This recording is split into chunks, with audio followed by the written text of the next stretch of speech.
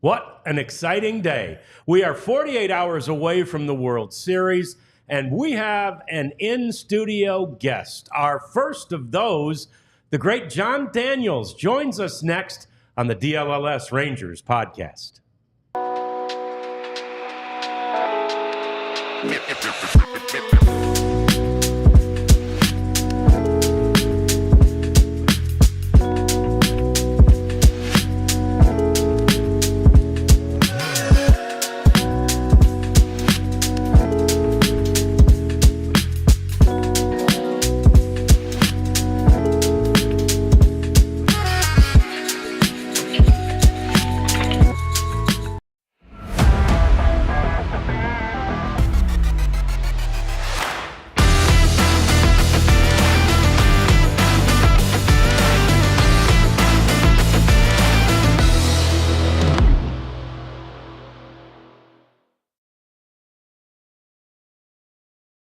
We will dive into the center field position for the Rangers next year a little bit.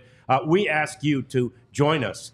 Please chat with us, like us, subscribe to us. You're going to like us even better when we take the wide camera shot because we've got our special guest here today.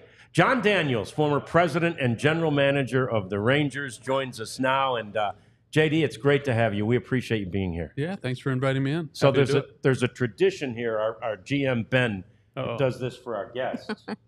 And I know it's early. It's noon. But, JD, it's 5 o'clock somewhere. Can we offer you a beer? Thank you. And Jeff? Yeah, keep it coming Abby? down. Oh, I'm good. Thank you. Come on, Abby. I didn't pass it think around. Abby would drink a beer. What the heck? Okay, twist my arm. I'll drink one. You know? Yeah. Are the mountains blue? Cheers. Cheers. Yeah, they are. Yeah, they are Mountains blue. are There blue. you go. That's how you know, fellas. Beautiful. Yeah, Cheers. yeah, cheers. Cheers, John? fellas. Very good. Cheers in spirit. Yeah, there you go. Okay, Abby. Abby is old enough to drink. Yes, Yeah. she is. She is old enough. But I'm glad Yeah. I used to get that most of the time. I was so- going to say, yeah. I was going to say. But she's around the age of you when you started There you go. as Yeah. GM. Yeah, I was, just kind of thinking about your story. I'm literally 27. I cannot imagine. You got another year. I can't even fathom taking on the responsibility that you did at that point in your life. I mean, what made you feel like you were ready to do that? Nothing. Really, I got offered the job, and you can't say no to that sort of thing, right? No, I mean, I wasn't working for John Hart at the time, was not expecting that he was going to step down. It was really kind of a surprise to everybody involved, and he recommended me to Tom Hicks. Tom offered me the job. This is all in like literally a 12-hour span, and offered me the job. And I mean, what was I going to say? No, I can't say no to that sort of thing, Right. you know? So, I mean, listen, I certainly could have benefited from some more experience in running departments and just life experience, but fortunately, Tom was gracious, and even though we stubbed our toe a little early on, he gave us opportunity to keep going, and we presented him a plan, and it worked out. That's awesome. I also took some Cornell classes during COVID, so Like it? I'm with you on the Ivy League. I like it. A little big red Wow. action. Yeah, Big how red about up there. that? It was like a 6-month social media course, but it counts. It It counts. counts, Absolutely. My daughter studied abroad at Oxford and Cambridge. And I'll wear the Jeez. shirts, and people go, "You went to Oxford?" I'm like, "No, my daughter did." Right? You gotta but you gotta again, claim it, Rad. she didn't really, but she did. She was there. They don't know better. She matriculated there for a minute. Right. So yeah, absolutely claim it. I went to so TCU. All right. yeah. So we've got so much to talk to you about, JD, and our viewers, the people who chat with us, have been shooting questions to us since we announced your presence here yesterday, and we're going to get to all that. But we wanted to start this show and this segment with this discussion of center field that we've been promising, and that the likes of Coop and BC and everybody have been asking for, Jeff. And right now, it occurs to me, you're basically looking at a few internal candidates. Wyatt Langford, obviously the incumbent Leody Taveras, and if healthy, Evan Carter. Right? Right. Is there more than that? No. I don't think so. Those look like, Adolis Garcia's played center, but he's coming off a knee injury, so I don't think you want Adolis in center field. And kind of like the big body Josh Hamilton thing, they tried to minimize him in center, and they've done a pretty good job of it here. But it just seems like when you look at the three internal candidates, Wyatt played in the second half, made 14 starts in center field, did okay. He really did. I mean, there were times where he looked like he needed some time in center field, but the bat plays so well. We saw what he did in September. He was the player of the month, beating out Aaron Judge of all people. And then, Leody, JD signed him in 2015, I believe, and so athletic. And you just look at him, he's probably if you look at an athlete, he's probably the best looking athlete on the team. Yeah. I mean, he just looks great. He's tall, he's muscular, but he's lean. He can run like the Dickens, but he had a down year offensively. His average dropped 37 points from the previous year. Power was way off, at least doubles. He had 14 fewer doubles. The defense is good. The speed's great. But he doesn't hit lefties at all. So, and then you look at Evan Carter. Well, God, what a talent. JD drafted him in 20. Took a lot of shit for it. And then Kip drafted him. Kip drafted him. I All right. just signed up. That was Kip and his group. But he lost a year of development this year. He wasn't a complete player, no matter how great he was in the postseason. He also struggles against lefties. And then he's got this back issue. How much do you want to push him into center field? So of the internal guys, it's kind of looking like Langford's the best option. Now, I don't know that you want to go external. Maybe a targeted guy, a really targeted guy, but of the what they have in house, I just think that it kind of looks like Wyatt Langford is going to be the guy. Big picture, we always know, JD, that a baseball team needs to be strong up the middle. How important is center field in that discussion? I mean, obviously, it's probably as important as catcher or your, second baseman, shortstop, and then center field. Yeah.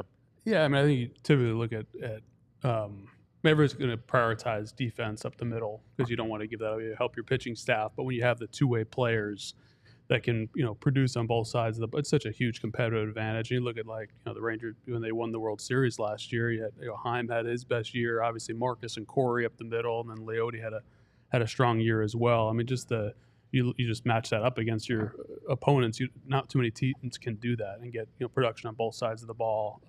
But yeah, to have the bats from traditionally defensive oriented positions, it's a pretty big competitive advantage. And you favor that, right? I mean, so what's the trade-off? At what point is it a trade-off, right? Like that, Leody is so good and so smooth out there, for example, in center field, but not nearly as much stick as certainly Langford and possibly both of the other two. Yeah, I mean, he's also very young. They're all young players, right? So I think I always try to be careful when you talk about a young player, talking in definitive as what he can or he can't do, because I think it's still, it's not a still photo. It's like it's an action shot, right? It's moving, and these guys are developing. They're still getting better.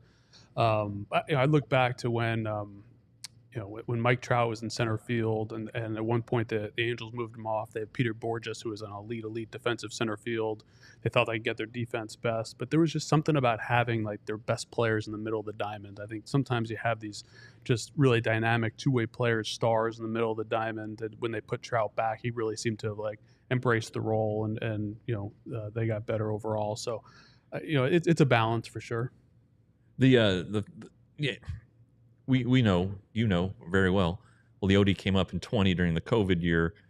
It was a screwy year. You guys probably would not have called him up if it had been a normal year. So then 21, where you guys were, he was the opening day center fielder, and he struggled and he got sent down. And then the lockout, I thought, really hurt Leody and the opportunity to work with coaches in the offseason.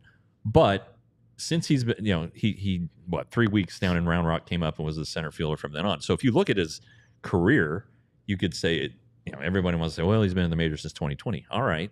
But really, he's been a full-time player, comfortable probably in the majors for the last 3 years. 261, 266, career high in homers last year, 31 doubles last year. I mean, he still hit 12 home runs this year. But if you want to look at it as that was his third season, you could look at it that way and say, yeah, he's still developing. And that was the one true stinker of the 3 years. I think that's a way to look at it too. I know Bruce Bochy loves Taveras, the athlete, and he's a dynamic. He can do a lot of things. I mean, he hits the ball a long way. Yeah. He just had a down year. So I don't know that the Rangers have given up on him. He's arbitration eligible. It's going to be like a $4 to $5 million price tag, or at least that's what the trade rumors projection was. Maybe they negotiated down for less, but I don't know. That still seems like pretty good value, especially if you want to win with pitching and defense and you want to make outs, then I think there's value. I still think there's value in Leody. I still like the guy. Yeah, and last year was his best year statistically speaking, but also that ninth hole position, I like him hitting there. I mean, he's been able to show that he can show up in those clutch moments and be a clutch player. It seems like there wasn't really a break in the lineup some points last year, and for Leody to do what he does, that ninth spot, I mean, I like Leody there. Obviously, his defense is, something that he's great with too, but I know it was a down year, but I think, was that the career year that we saw for Leody last year, or is that something he can build upon? Well, I don't know. I think the evidence, it's still to be determined. Yeah. But, when he was batting ninth and getting on base, in 23, he led the American League in average in May. And that's when the Rangers hit their peak, really, when they were 40 and 20 at one point. And when he's on base, it's like the Dodgers. When the Dodgers have guys at the bottom of the lineup get on base, and then you can turn it to Ohtani and Betts and Freeman. Well, if Leody's on base, you can turn it over to Simeon, Seager, and maybe a Garcia, maybe Young, maybe Lowe, whatever. It just makes everybody better, and that was one of the things he wasn't on base enough this year, and I think it's something that can be remedied. But I don't know. It's interesting, and I think I love Leody. I really like him. I like the guy. His smile, his attitude. Good family guy. Yeah. He's got 3 kids now. Last year, his third child was born in September in the Dominican. He didn't see the baby till after the World Series for the first time. Just a good guy, and his heart's in the right place. And, you hope he gets better. So on the day that the Gold Glove finalists were announced, JD, Abby asked Jeff and I to name our all Gold Glove Rangers team. And I was a little surprised. I mean, I wasn't surprised that we differed on some. I was glad we did. But we differed on center field. Mm-hmm. And I must admit, you had trouble. We had trouble sort of coming up with that true center fielder. Let's take a look at the list of, this is with the help of the great T.R. Sullivan and Jeff and me putting our heads together. But the list of the center fielders that rank in Rangers history, and I did. TR put a couple in there from back in the Senators days. He's just showing off. Yeah, he really was. I took those up. Josh Hamilton was the guy I had on the top of mine, but I get that he wasn't a long-term center fielder. Then we actually both forgot to mention Ohtani, the first guy to ever hit for a cycle. For the Rangers, and then I think you had Beniquez, right? I mentioned him. He won a Gold Glove. My pick was Gary Pettis. It was Pettis, okay. Yeah, and Gary Matthews, of course, has the very famous catch. I had Josh in left because it seemed like it was a pretty even split there for a few years. And as you guys were, I remember him playing right field as you guys were just trying to take the abuse off his body and, I don't know, give him fewer opportunities to run into walls. I'm not sure. But I'm not sure it was effective. And I think kind of the Mike Trout example too. I think at the end of the day, we were our best with our best player in the middle of the diamonds. You know? And he was just so dynamic, and I think he's kind of run away number one on that list. Yeah, I picked Gary Pettis because he won a Gold Glove as a Ranger, but also he made the big catch in Nolan's 6th no-hitter. So that was my tie there. But and plus I like Gary. Yeah, he was on the coaching staff for a while. For sure. Yeah, still with the Astros coaching staff. No, he was not re-signed. He is a is that right? He is a free agent. Yeah. Oh wow. Okay. Yeah, that's their. I don't know if that's their big news, but they just replaced him here recently this week. But like Gary, like Josh, of course. Like in 10, obviously you make the trade for him. That was really the first thing I covered was when you traded for him in December, like the week before Christmas. 2007. Yeah, and it was Volquez and Danny Herrera, who I'd seen pitch for New Mexico when I covered TCU. Nice. And he came in and he was so good in 08, and it just, but 10, because of 09 he was hurt, but 10, good Lord, that like summertime stretch he had, I've never seen anything like it. I really haven't. What about like 12? Right, the 12, first few months of May 12, and 12. Like, yeah. You take out September that year, he was like insane. You know, probably MVP candidate. I think Miggy won it that year, but Yeah. no, he was able to do things that certainly, few players that I was around were, but few players historically, and body didn't hold up. And I mean, but what a story, right? I mean, he's out of the game for 4 years, Right. and like out, and comes back, and it takes him basically a year to get back in shape. We were lucky, the Reds made a heck of a pickup in the Rule 5, and it was really, like, I thought, inspired decision, scouting decision. And then it didn't go well there. We kind of knew that a little bit, and so they didn't want to give him up. I think they recognized the talent, but they needed pitching. Volquez had that unbelievable year the year before. We went from A ball all the way back up, and it was hard for us to trade pitching because we didn't have enough of it. We just felt like Josh was just a different level talent, and he delivered on that. Yeah, no doubt. And did you guys, in the order of the picking of Rule 5 that previous year, did your pick come up before Cincinnati, or do you remember? That's a great. So Cincinnati actually, the Cubs actually selected him. Oh, and okay. Cincinnati traded. They had like a deal in place to get their pick. But we didn't even. It wasn't. Weren't even discussed. considering. Well, it. Yeah. 2 months earlier, Tampa Bay had. This is October, November of 2007. They were cleaning up their 40 minute. Josh was on their 40 minute. Right. He cleared outright waivers.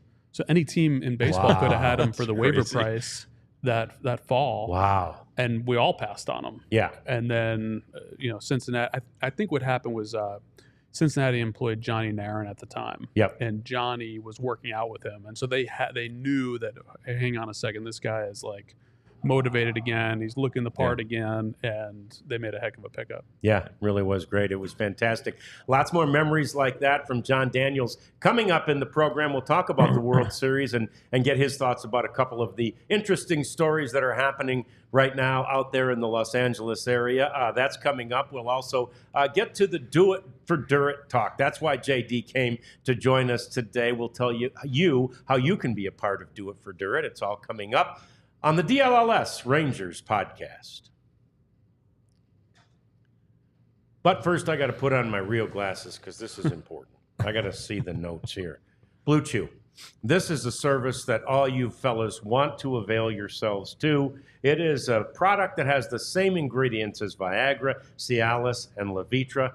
Here's the best part. It is at a fraction of the cost. Here's the even better part. The process is so simple because all you have to do is go online and order it there. You consult with one of the licensed medical professionals, and once you're approved, you receive your prescription via the mail in just a couple of days. Blue Chew tablets are made in the USA. That's also a really good thing, and prepared and shipped directly to your door. You can take them anytime, day or night, so you can plan ahead or be ready whenever the opportunity arises. Fellas, it's not just the first impression, it's a lasting impression that you're trying to make. We've got a special deal for our listeners. Try Blue Chew free when you use our promo code ALLCITY at checkout. You just pay $5 for shipping. That's Blue Chew, promo code ALLCITY, and receive the first month for free. Guys, I was really excited about talking about HelloFresh. I was going to bring in a prop. Because my wife and I, we got our 3 meals and we plowed through them, and they were all delicious. I actually cooked the third one. It was a piece of cake, and what it is they give you like the instructions on how to cook. Yeah. And the step by step. It's fantastic. If you don't know what HelloFresh is, you get farm fresh, pre-portioned ingredients, seasonal recipes delivered right to your doorstep. Skip going to the grocery store. Count on HelloFresh to make home cooking easy, fun, affordable. I'm telling you, it's really, really good. My wife, who is a really great cook, was surprised at how good it was. I, of course, plowed right through it. It was fantastic. So get 10 free meals at HelloFresh.com/FreeRangers.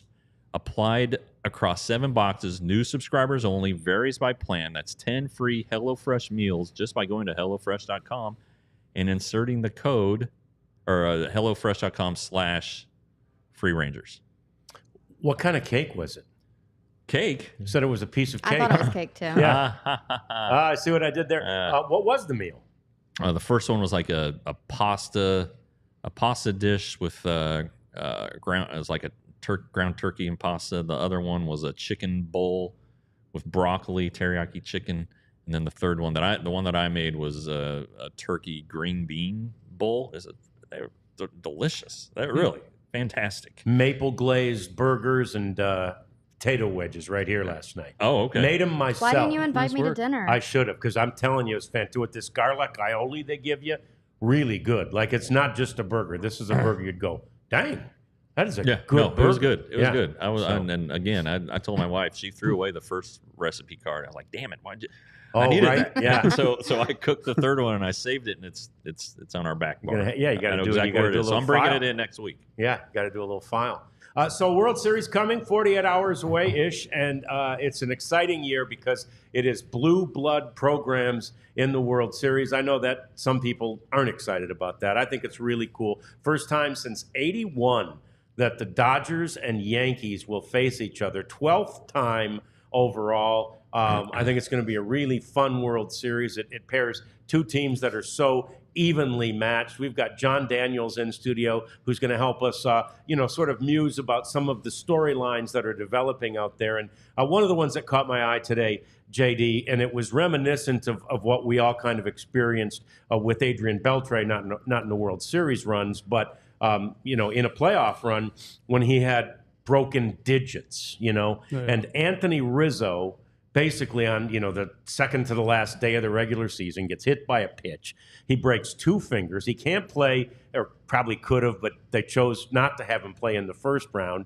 He played in the ALCS, and now he's ready to go in the World Series with two broken fingers, who the doctors say, well, they're not going to get any worse. I mean, that kind of, and we saw it with Adrian, that's like heroic. Yeah, it's amazing. Well, you've got Rizzo on one side with And bad then Freddie hands Freeman. and Freeman on the other side with bad feet. Yeah. So between Yeah. the two of them, they're really, you get one player. But you see guys do it a lot. Sometimes it makes headlines and news. But I mean, Michael Young played with he's who I think of because he played. I remember down the stretch. I think it was down the stretch in 2009. It broke his finger and tried to get through it. And I don't know if you ever had an injection. Like a cortisone injection or anything. I've had a couple, and I had one on my wrist. I could barely shake somebody's hand Yeah. like a week later, and then you see Mitch Moreland would get it, and he'd be hitting bombs the next day. And Right. so it's not even just the broken what these guys put their bodies through, and we talk about it a lot with football, but baseball too. I don't think they get enough credit for what they're willing to do. Obviously, the World Series is one thing, but they do it day to day on sometimes on losing teams in May or June. And I think the commitment that the players make to being at their best and being available is pretty impressive. Yeah, we throw these terms around. My son once got a PRP, right? Yeah. Plasma, platelet-rich plasma, I think is Yeah. what PRP. And the guys talk about it all the time. It's PRP. I was in Meister's office when my son got it. He's a big, strong, 6'6" kid, played basketball, and we were trying to get him back on the court for his senior year because he had knee problems. I mean, first they stick this huge needle in his hip to extract the plasma. Then they jab it into his knee. And my son's big and tough, and he's writhing in pain. Yeah. And I told several players right after that, I'm like, dude, don't just drop PRP like it's nothing. Yeah. Yeah. That's huge. It's huge. Yeah, and these shots, they get put in.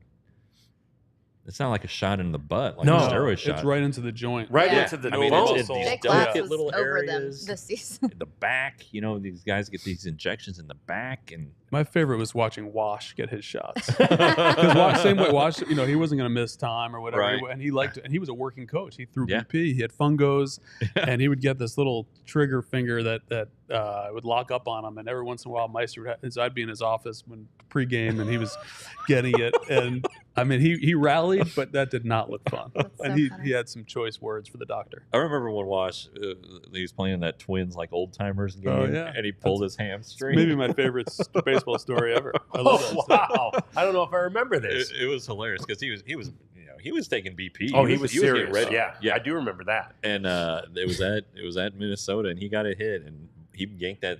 Well, if Wash was here right now, he would correct you because so you come in the morning of, and Wash is in. There's a day, old timers game before the Twins Rangers played, and Yeah. Wash is in the cages, which are right in Minnesota, right off the dugout. He's in the cages in baseball pants, no shirt, with a heater, and he's taking BP, and the guys are all like, "What are you doing?" And he said, "I'm going to get 3 hits." In Wash speak, I'm going to get 3 hits. Yeah. And they're like, "Oh, Wash, you're crazy." Well, he goes out there, and I have to look back, but I think Burt Blyleven was the first one, base hit, and he's looking at, and the guys are in the dugout loving it. And then I want to say it was Jack Morris was the second one, and whack, base hit. Well, Wash was one of the few guys that was still athletic enough to like go play. So they had him in center field, even though he was an infielder by trade. And somebody hits a bloop, and Wash comes flying in. And he's motoring, and I believe the photographer got it the exact moment as he's reaching out for the ball. He's going to catch it. His hamstring blows out. Wash in his 60s here. Yeah. And you see him just like, he misses the ball because he has to pull his glove back. He's like, and they got a great shot of it live. Well, we think he's done. The players are rolling in the dugout, like loving the fact that he blew out his hammy. But he said, "No, I want my last at bat. I got to get my 3rd hit." He promised 3 hits. And so he gets in there against Eddie Guardado. And Eddie, who played for him. Eddie buzzes him, knocks him down. Nice. And they did give him a designated runner, but Wash got that 3rd hit. Did he really? He made sure the guys knew about it. Wow. Yeah. That's pretty funny. Did Wash and Eddie overlap? Was Wash Eddie's Yeah. name? Yeah. He was. Yeah. Okay, good. So it's like, it was pretty funny when Eddie buzzed him. Yeah. Yeah. That's No, fantastic. I forgot. But players do play through a lot. My dad didn't have an injury, but in the World Series he went to, he had the flu. Yeah. He was very down bad. I remember the very Super first series I ever covered in Seattle. 2008, everybody had the flu. The whole team had the flu.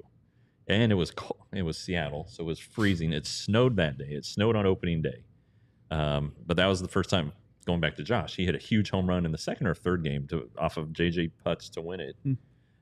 But, yeah, these guys are – it's like as the last healthy day, the last time they feel 100% is the last day before the first spring workout. And it's like a car driving off a lot, and the value just sinks. They just start feeling like not good. And like running with cleats is a big deal. That's always a big day in spring training when they put on cleats and run for the first time. Just because it's amazing the things that you don't realize. And you see the guys with ice and heating pads, and coming out of the hot tub or the cold tub or any kind of tub. You see a lot. And Seager played with a sports hernia last year. Yeah. Hamilton on 11 played with a sports hernia all the way up until the World Series. I mean, it's crazy the stuff that they do. As a front office guy, JD, did you, I'm sure you did, grapple with that, right? I mean, back in the day, it was just like, rub some dirt on it, It became, these guys became such huge investments, first of all. It has to have been a fine line, even in the playoffs, between whether or not we can, sort of wisely let this guy play, right? Yeah, I think yes, absolutely, John. I think the first part of it is you've got to get to the point where it's like you just can't ever doubt a player. If they're hurt, they're hurt, and I think sometimes you're like, well, this guy played through it, but that guy. I think the first thing is you've got to put that all aside and just trust. They know their bodies, they know what they're capable of. Probably more the tough part is on the other side, which you're alluding to, which is like when a guy says, "I can do it." And it's like, well, is this the right thing to do? And I think if it's something, soft tissue or something where even if they re-injured, they're going to be okay. I think the bigger one is like, an elbow ligament or a shoulder, a pitcher. Are we going to put him out there and knowingly put him at risk? And, certainly with a young player, you're not going to want to do that. A veteran guy who, this might be his only chance to pitch in the playoffs, and, he might get a little bit more of the leeway to make that call himself. But I'm all for like agents being involved in that discussion, and because you don't ever want them to have regret and it be because you put pressure on them. So what's your preferred, I guess, player? The player that maybe has a very serious injury and really doesn't want to say anything because maybe that will limit some playing time, or is it somebody that knows their body so well that, hey, my toe hurts, and like which one would you rather have? It's a tough question because it's everything, like every situation is so specific. I mean, generally speaking, you want guys that want to go out there, right? The one thing is generally speaking is you'd want, if somebody's going to put themselves, you want to know like, hey, that they're going to be able to get through the game, right? You don't want somebody to go out there and like, hey, I thought I could do it in the first inning. You got to pull them, and now you're playing short, or it's affected the team. But listen, it's a competitive deal. We're all out there to win. We're all paid to, perform. And, you don't want somebody to risk major injury, but you'd always prefer the player that wants to be out there. Yeah, I mean, like Seager, for example, like he had to be really hurt to, end the season early this year. So it's like, is he that kind of player that he lets it get maybe right up to the line of? Yeah, and I wasn't around, so I know Corey, but I don't know the circumstances. I would look at it almost the other way, is that like he probably started the year knowing he wasn't 100. Right. He knew he was willing to, they were defending world champs, and he wanted to back that up. And so I look at it almost the other way, that hey, this guy put himself through quite a bit, and if they were in contention, maybe he doesn't come out when he does. Mm-hmm. But I respect the fact that he was like going to put it out there even when he wasn't 100% early on. Yeah.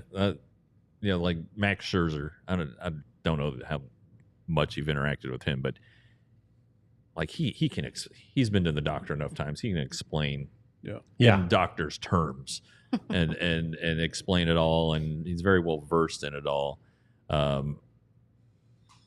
But yeah, these guys know their bodies so well.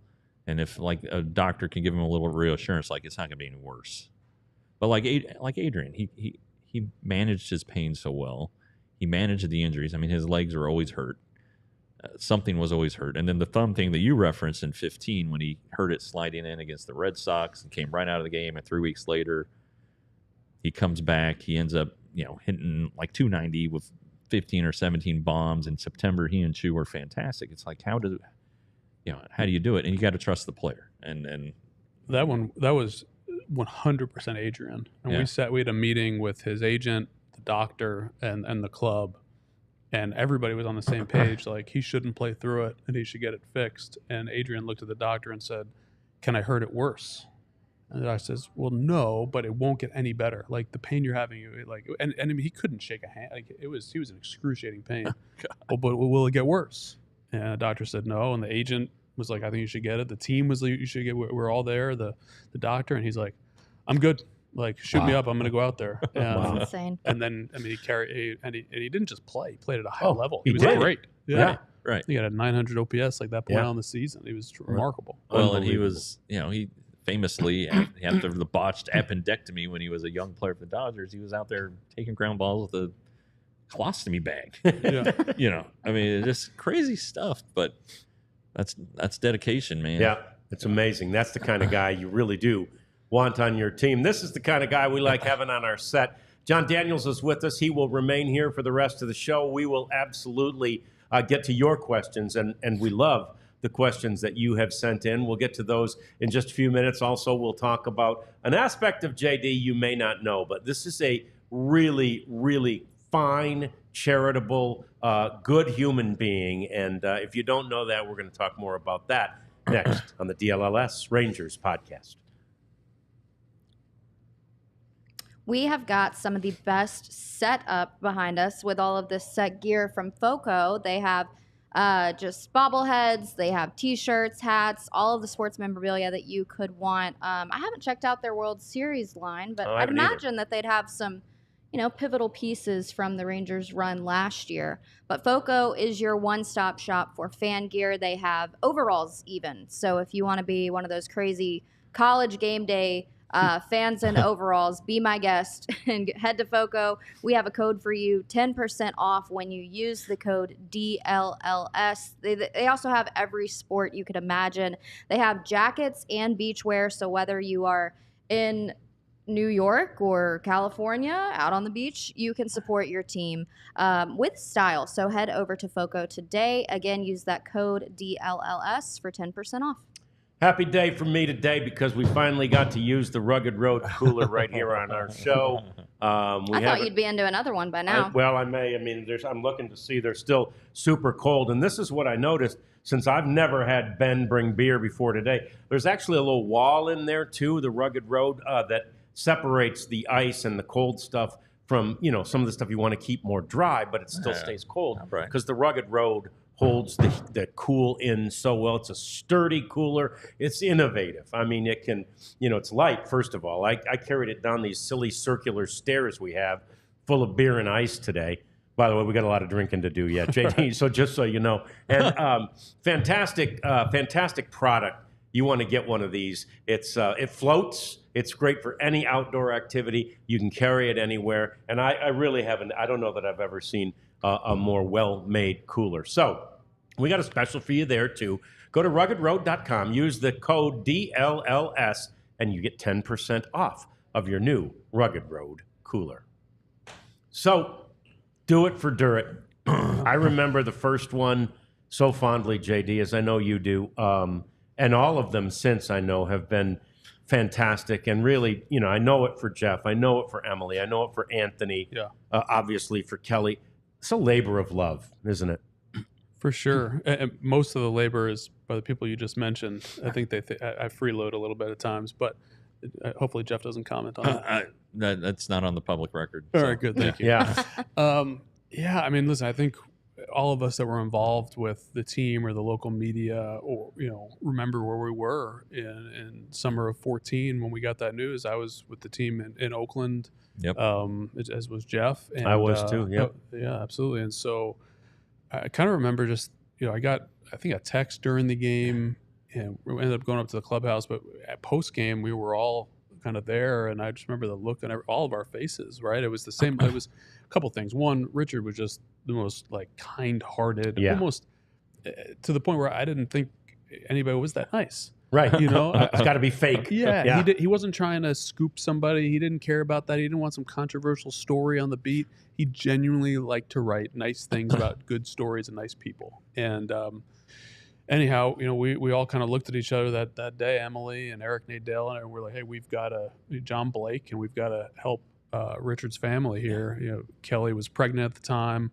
They had the 2 kids already, and Owen and Alice, Margot on the way, and we just kind of rallied. It was kind of a very organic thing, and I think a year later, Kelly, and Richard had made good plans, so Kelly was okay financially, thankfully, and she said, "No, we don't need anything else. Pay it forward, please." Wow.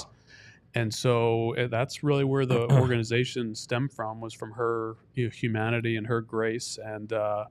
And since then, the last 10 years, we've been kind of doing it. It's varied a little bit year to year, different themes, but the overall piece of it is that, you hate to think of it, but it could happen to anybody at any time. And, let's not wait until then. Let's be prepared. And the smallest amount of kind of just wrapping your arms around somebody, even if it's taking a small amount of the financial stress in that time of losing somebody that's dear to you, it really seems to help. And we've, those are not fun calls to make, because you're talking to somebody at such a vulnerable time in their lives, but it has been very rewarding to know that the community helps people in need like that. Yeah, and I'm 2 years older than you, 2.5, somewhere in there.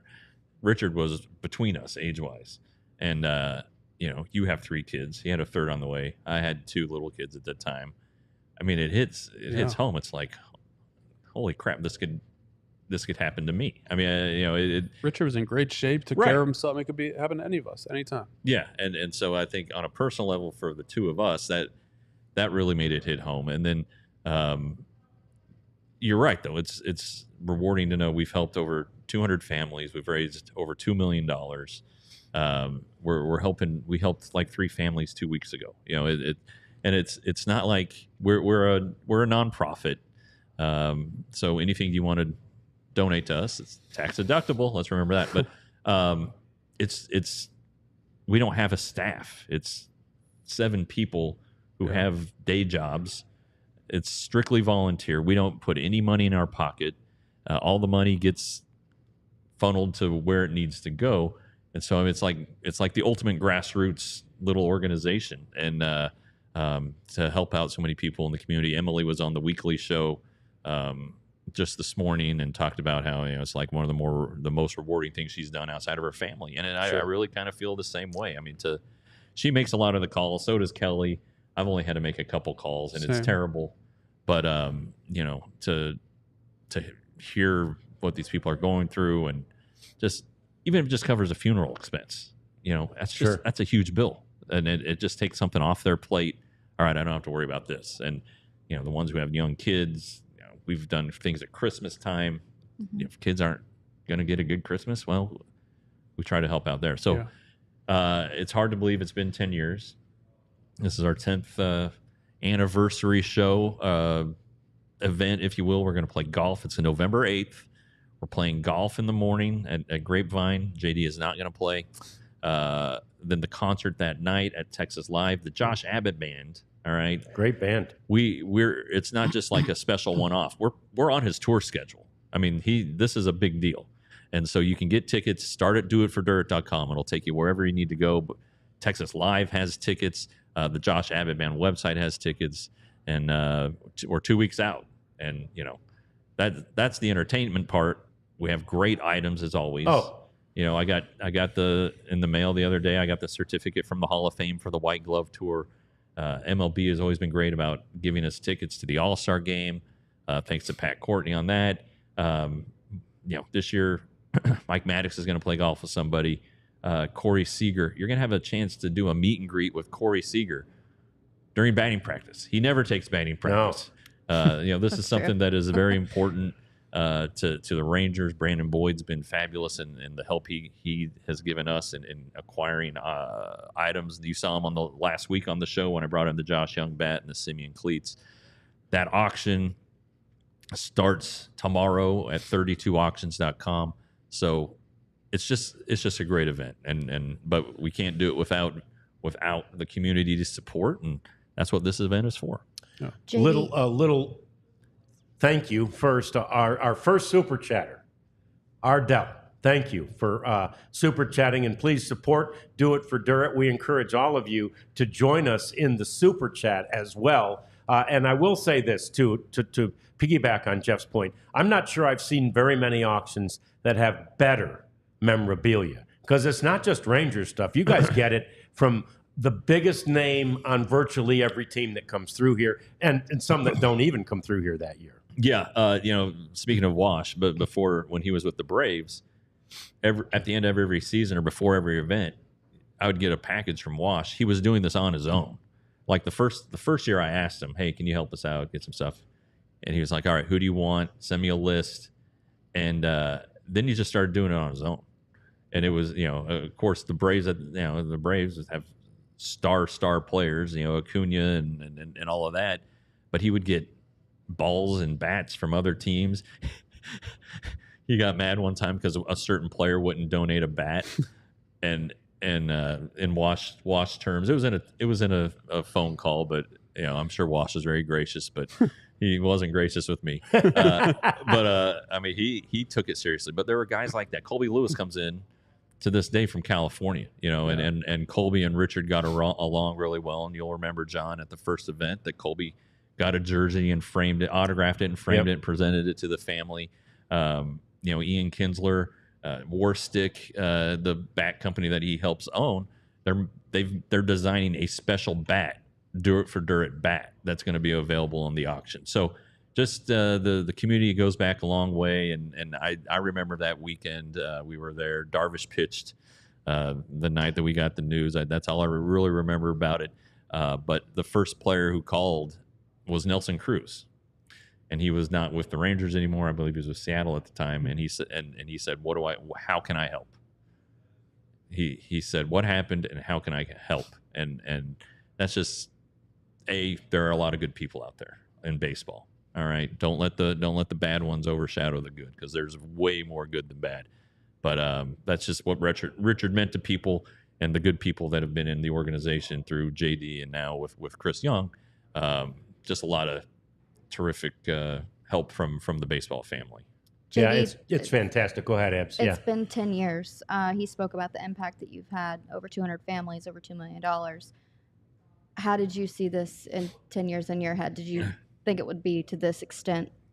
No, great question. No, I mean, it was truly us coming to support one of our own, and Richard's family.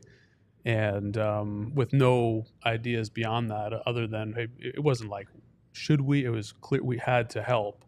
And the organization, the Rangers, along with the local media, like kind of just put it together like that. And then again, Kelly was like, hey, I'd like to help other people. And so it was really her, grace, beauty, whatever phrase you want to use. It was her idea, and it just took off. And so, we've had all sorts. We've had talent shows, and we've had kind of funny stuff, and a ton of Rangers folks over the years have been involved. And like Jeff said, Colby Lewis comes back, and you see a lot of like Rangers alumni at this event, both the golf and the concert. But it's just that the fun part. It sounds weird using the term fun just because we're talking about sudden death and lost people's families, but the fun part has been the community that's kind of this little sub community. It's a lot of Rangers fans, a lot of local people, but it's just people that want to help each other. Mm-hmm. And it's like Jeff said, every penny gets right out the door.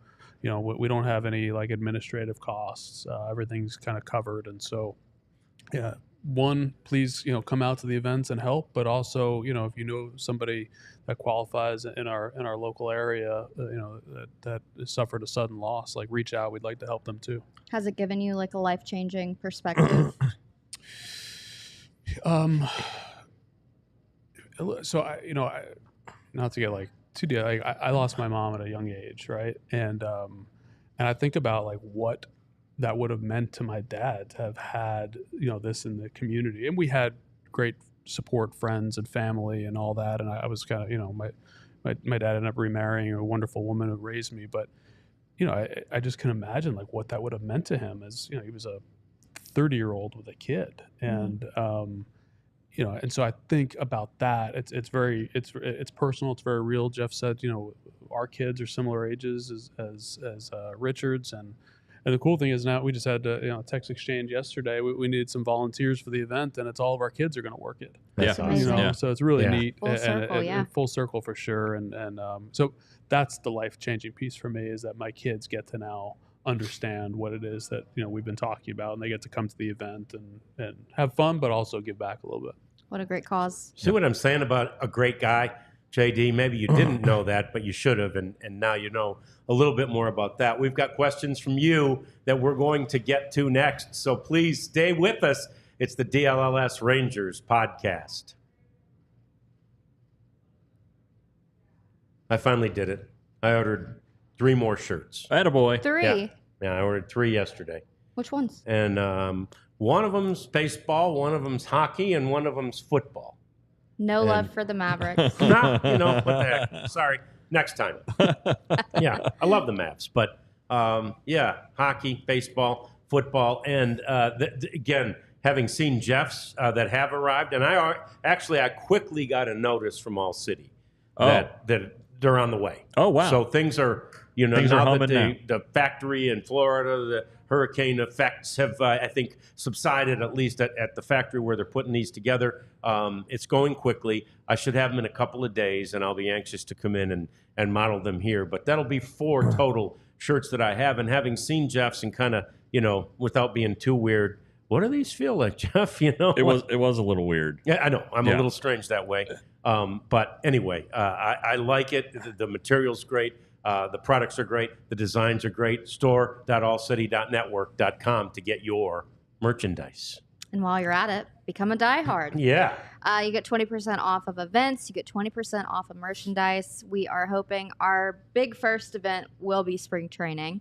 Hopefully we can get that in the works because, that's when baseball season starts. Oh, yeah. And we want to be there and be present for the 2025 Texas Rangers. But join today. We actually have a special offer right now, $4 a month, our lowest offer ever. So we are doing, what is it? The introductory offer. Yeah, but it's limited time. Right. Yes.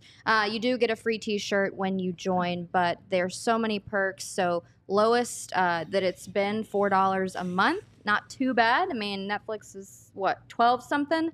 So it's like a coffee, a little bit less than a coffee nowadays. Yeah. Let's be realistic. So become our best friend and join the diehards. So earlier this week, JD, I was the celebrity person at one of the many golf tournaments around, and of course the crowd was asking me, so how good are the Rangers going to be next year? And I said, they're going to win. They're going to win the World Series. And I said, we're going to be on every day in the off season, but our work is done. Bruce Bochy wins, then loses, and then wins. Loses. So, right? Yeah. It's that simple. They win next year, right? See why I can just take it to the house. Yeah. He's done the hard work. That's all already. on him. It's all on him. Yeah. How have you seen him grow into the job See why? from afar? And I know you guys talk regularly. Yeah, we're close. Listen, I think he had very bright, good background. Obviously played, had a chance to play 2 different sports professionally. Yeah. Won a World Series as a player, and then went to the league and got a really unique perspective on all 30 clubs. And I think that helped him see a little bit what he liked and what he didn't, as far as what he wanted to put into play. And then when he and I had talked for a long time, when he came over and joined us, I think the big thing was just he hadn't seen kind of behind the curtain on the management side yet, right? He hadn't had that experience of what goes into putting the draft together, what goes. Right. I think he knows he knew what he liked in players, he knew what he liked in people, he knew what he liked in kind of style of play and all those sort of things, but he just hadn't seen the baseball calendar from that perspective yet. And so I think in just it's been 4 years since then. Yeah. I think he's that part. You can always get more experience, but I think he's grown a ton in just understanding the kind of the size of the operation, the scale of it, and obviously he's learned a ton as far as how to deal with different people, different clubs, managing ownership. I mean, these are things that I think you only really learn by doing them, and he's done a tremendous job. Yeah, it's he just has a different perspective because he was a player. Sure. And I think that's something. I mean, you got to see it when you guys went to talk to Simeon and Seager. I'm sure that you saw maybe kind of he was more able to relate in a way that you couldn't, or Brian Cashman couldn't, maybe. Yeah, I think as much as that, it's like, people are people, and I think you have the ability to connect with them. I think what is so unique about CY is like he's so competitive, right? Which is good, and at times can be, I don't want to say bad, but at times, if you're a young staffer and you get, the 6'10" boss getting, super competitive, I think sometimes these guys, like, holy cow.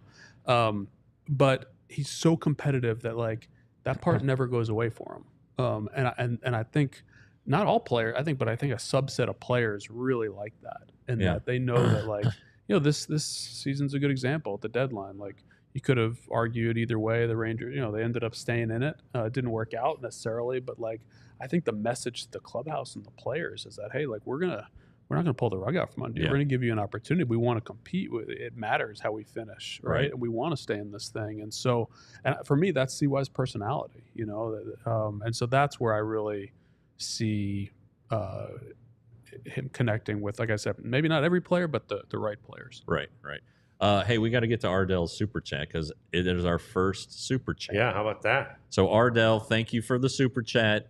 It's pretty small, but how much did playing outdoors in the heat really hinder free agent signings? And then conversely, how has the AC helped? First of all, I need to get my eyes checked because I could not see that. I can't. I can't see it either. You're good. Yeah, so stay off the roads when I drive home. No kidding.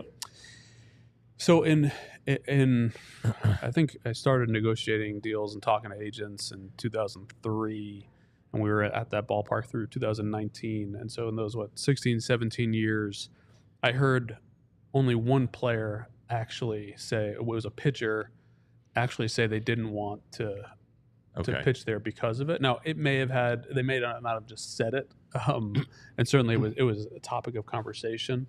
I've heard Michael Young say this, where it was like a competitive advantage for us because the guys had to be conditioned to do it. Right. I thought Nolan did a tremendous job of driving that home for the pitchers. That like, hey, this can be a plus for us if we're conditioned for it. And that was something that he really pushed as well. Yeah.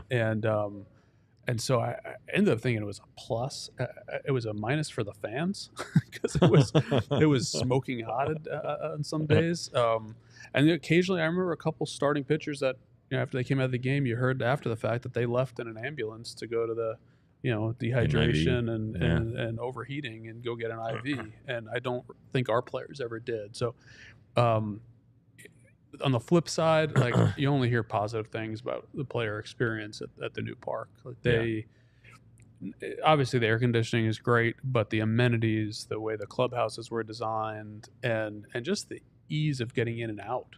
I mean, I think we've all been to stadiums as a fan where it's like it's super easy to get in, show your ticket, and the same is for the players. There's some spots where it's super easy to kind of to utilize the facilities, your family, and players care about that. Where's my family going to park? Is it secure? Is it out of the sun? And the Rangers did right by their players and right by the opposing players, and because we viewed it as, today's opposing players, tomorrow's free agent, right? Sure. Tomorrow's recruit, and so we wanted them to and their visiting clubhouse manager, Mason McKenna. Don't tell him I said it, but he does a tremendous job. Oh my gosh. My gosh. We'll never tell. Yeah. We got so many questions from fans, as you can imagine, JD, and the vast majority of them were, so much in praise of what you accomplished, and you got the team to, 2 World Series for sure, and really everybody agrees, you did a lot of the heavy lifting. Your fingerprints are all over the title. Yeah.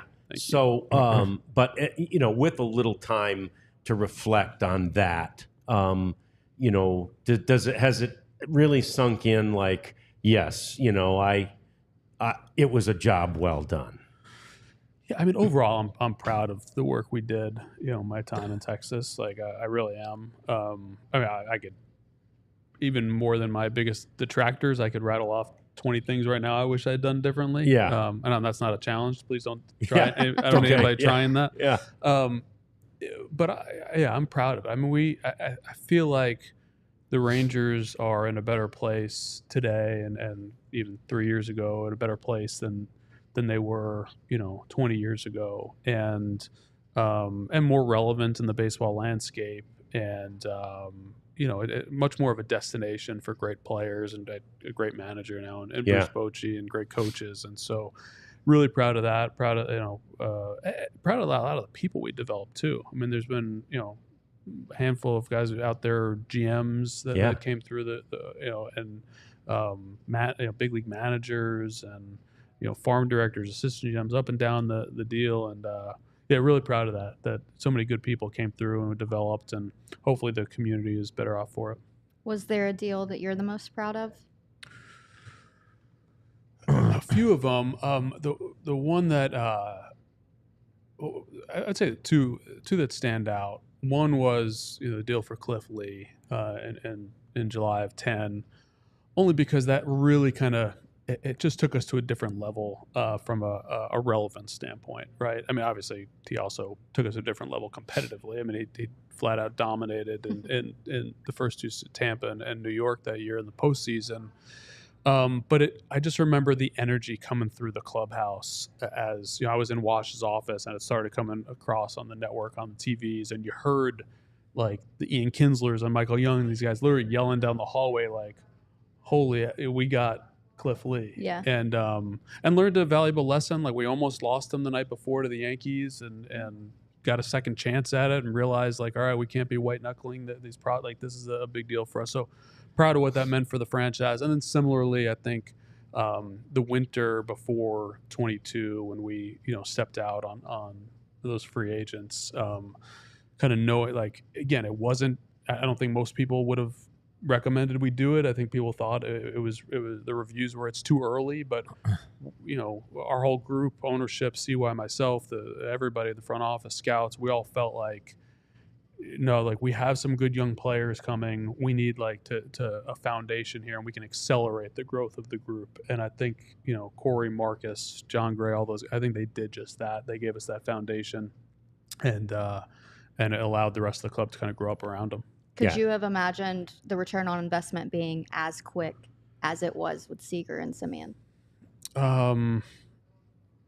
We didn't set out saying we're going to definitively win a World Series in 2024. So obviously it came quick, and thrilled for those guys.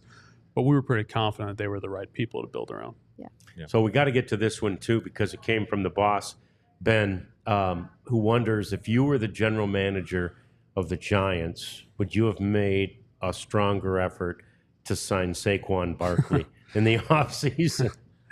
That hits harsh. Hits hard. That's a fresh wound. Listen, I know. So and this isn't even 2020 hindsight. Like I my little friend group, and they were all big Giants fans. At the time, I wanted to sign Saquon and give the franchise tag to Daniel Jones. But I just think, like, we all know that older running backs, it's been proven they're generally not a great investment, just the wear and tear and this and that. And you could say the same thing about, we got beat up for Adrian Beltre. That, you can't believe you signed, the commissioner gave us crap about that. Like, you can't believe you signed this guy at 32 years old. You're crazy, terrible deal. Yeah. Or the best, deal we've ever made. Yeah, right? Yeah. And I just think, sometimes the outliers are what you're looking for, right? The outliers are we understand, that older running backs are going to, as a group, are going to not age great, but Saquon is not the average running back. He's an outlier. He's a freak, right? Adrian Beltre is not. He's a freak. He's different. And Derrick Henry. Yeah, I was going to say these guys. Man, Derrick Henry. And so I just think sometimes the rules apply. You're going to be right more often than not if you do it, but you're going to miss on these game-changing outlier players. John Mara said yesterday that he's not going to make a change at coach or general manager next offseason, no matter what happens. He wants to stay with the process. I'm sure you can, as a front office guy, this is the owner, but you can relate and appreciate that. Yeah, for sure. We're not privy to what's going on with the plans that they've laid out, and kind of right. And we just talked about how quickly things changed after with the Rangers from 22, 23. These things happen, and they happen a lot more often than we as fans want to acknowledge. Yeah. Obviously they've got quite a bit of work to do, but a lot of that work is probably already is happening behind the scenes, and they may be banking on young players taking big steps, and they may have. So generally speaking, I'm a fan of patience in that, both as a fan and as an executive. But I know it's not popular to say around here, but I'm ready for them to be great again. Hey, before we let you go, one question. This is a pretty good question. It's about the draft, the selection of Kumar Rocker. Yeah. Which I think surprised a lot of people, although I said on the weekly show that don't be surprised that they do it. So why'd you do it? I mean, it had to be tricky. But you'd also drafted Leiter and scouted him at the same time and knew what the guy was. Yeah, I mean, listen, we had loved Kumar, as the whole industry had, since probably since he was 15 years old. He was a dude, right? And so I think because of that, you'd seen how he'd handled the big stage and won the College World Series as a freshman, all those sort of things. And then we were scouting him his junior year when we were in there to see Jack as well, and it was clear he wasn't quite at the same level. His stuff, but his results still were.